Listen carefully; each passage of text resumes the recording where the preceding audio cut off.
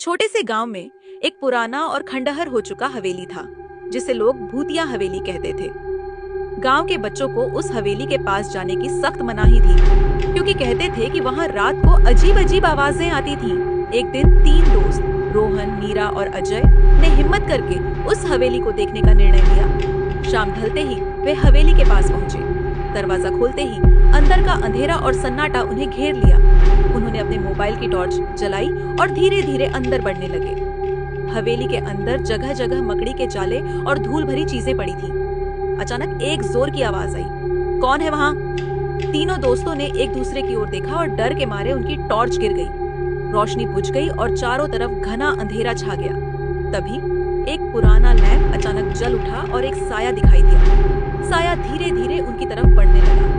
मीरा ने साहस जुटाकर पूछा, कौन हो तुम? साया रुका और बोला, मैं इस हवेली का पुराना मालिक हूँ। तुम लोग यहाँ क्या कर रहे हो? तीनों दोस्तों ने भागते हुए कहा, हम माफी चाहते हैं, हम अब कभी नहीं आएंगे। बाहर निकलते ही उन्होंने कभी भी उस हवेली की तरफ पलटकर नहीं देखा। उस दिन के बाद उन्होंने समझ लिया कि कुछ रहस्यों को जानना जरूरी